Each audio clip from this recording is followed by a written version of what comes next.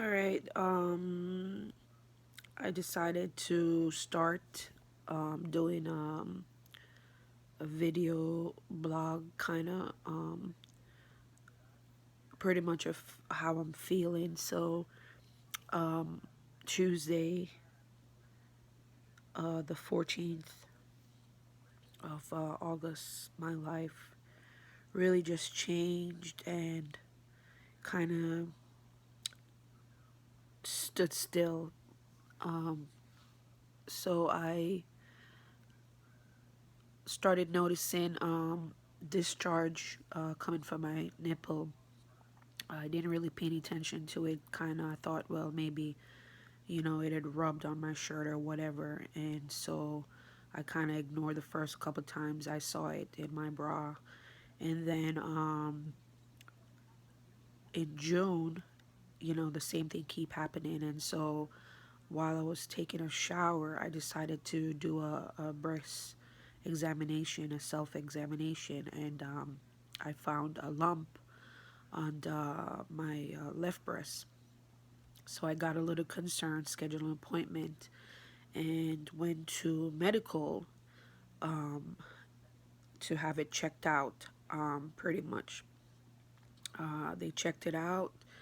They felt the same lump and scheduled me for a mammogram and ultrasound. Now, in my mind, I was thinking that, I have time because, I thought 45 was the year that the woman gets a mammogram, but really I found out later it's really 40, so I was 2 years behind. So, so I went, had the mammogram, very painful. The way how they do it, I already have small boobies, so just imagine them prodding and pulling. So that was on the uh, Friday the 12th. I had the mammogram and the ultrasound, and they saw the lump. They said, okay, we're going to do a biopsy because it's suspicious. So they did a biopsy of the breast, the lump, and my armpit where my lymph nodes are, and send it off. Said I would get a call back within 7 to 10 days. And I got the call Tuesday the 14th, and the radiologist was like, well, we're calling you back with the results to let you know that it tested positive for cancer. You have cancer. And it's like, I don't know how to describe it to you unless you've been through that situation. It was surreal. It was like I was having an out of body experience. Now, I had been worried and stressed out before I even got the results back. I was crying all weekend, just really in shambles. And so I kind of knew in the back of my head that something was wrong before I even got the call. So, I went through a bunch of emotions like, oh my God. And, all I kept thinking was, I'm going to die. I am going to die. Why is this happening to me? What have I done in my life that was so bad that I end up having breast cancer? So after I got the results, I told my family, I told my son, anybody that knows me knows my son and I have a very close relationship. And even though he's an adult, I'm always, thinking about him and his feelings. And I just did not want him to see me as this weak woman, this broken down woman. So I told him, I said, this is what's happening.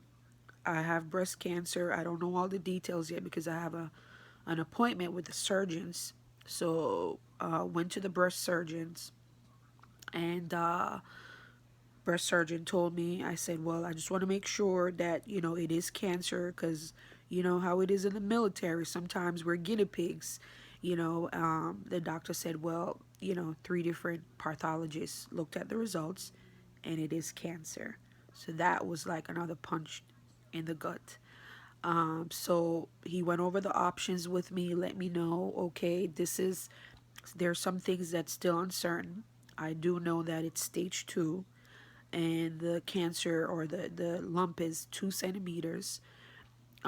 He's a little suspicious about the lump under, there's a couple lumps he felt under my armpits, which is where the lymph nodes are. So I have to go back to get what they call a PET scan to see if that's the case. Now, when I did the biopsy, they did take a specimen of the lymph node and came back and said there was nothing in there. So I am hoping that it is true and that maybe something else that the doctor is feeling. But so my options or my choices is going to be somewhat kind of determined as far as course of treatment,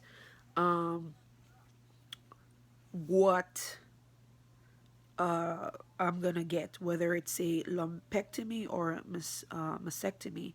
Now, lumpectomy is, when they go in and remove the cancer from that specific area and maybe surrounding areas to make sure it hasn't spread, versus a mastectomy where they take the entire breast off. Now, according to the doctor, they're kind of 50-50. It's not that one is better than the other. It's just what a woman chooses to do. And so, that's another decision that I have to make, because it's not like I'm vain and I'm attached to my breast, but I'm still, fairly young. I'm 43 years old. So, I'm just thinking like, my breast is going to be gone, but one of the, I guess, the drawbacks, or what the doctor said, is some women get the lumpectomy because, it's less invasive and it's not as drastic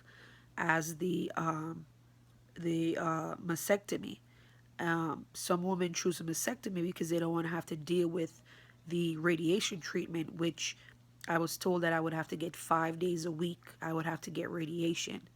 So, right now I'm leaning more towards a lumpectomy, and again, I guess it just all depends on what these tests are going to show on Friday, whether or not the cancer has spread into my lymph nodes. So I will say that it is overwhelming. It is a lot of information, and I go with a lot of different emotions. Sometimes I cry, sometimes I'm angry. Yesterday I woke up and the hospital was calling to schedule all this appointment, and I was so mad. I was like, fuck you, cancer, fuck you, fuck you, fuck you, because it's like, you know why? But my son, he has just been really supportive, and I think it's because he feels he has to be strong for me, because like I said, I always just picture myself as this really just tough and strong person, and I always wanted him to see me just really like a superwoman. I never wanted him to see me as a broken woman. So when he says to me, all right, what are we gonna do? Let's go. We're gonna go do this, we're gonna go do that. I mean, he is just in go mode.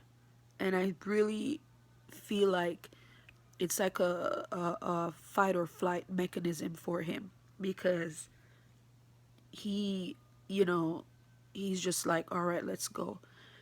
I have like a core group of friends, my Navy family, that's just been really supportive.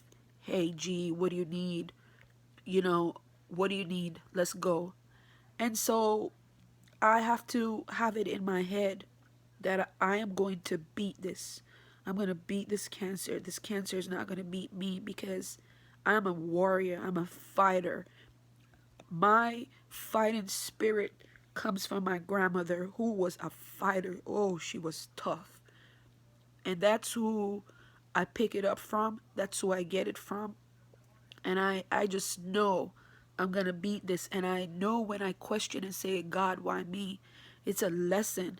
and this is going to allow me to come out stronger. So I have a lot of tough, challenges ahead of me. You know, how is it going to work with the chemo and me working? I'm active duty military. Am I going to be able to still, do all these things? So it's a lot of questions that I have to ask. And right now, I'm not in control of my this disease because I don't know what my treatment plan is going to be. So I'm scheduled for surgery on the 22nd of September.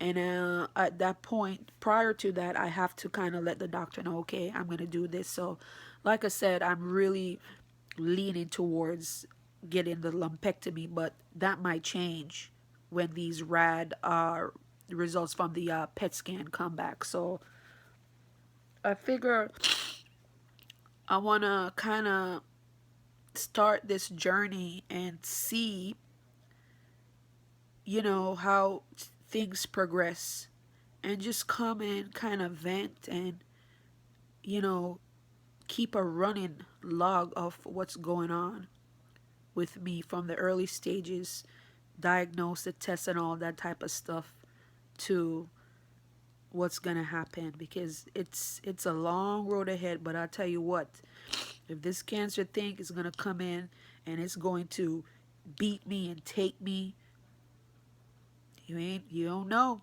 You don't know. You don't know what you're up against. You don't know what you're up against. So, you know, I want everybody to pray. I want everybody to join me on this journey and kind of go with me and see where we're going, and we're going to do it together. So this is the first of many more posts. And this is going to be the journey in my life of being diagnosed with breast cancer. So today will be a good day. I already cried once, so this is out my system. So, all right. Okay.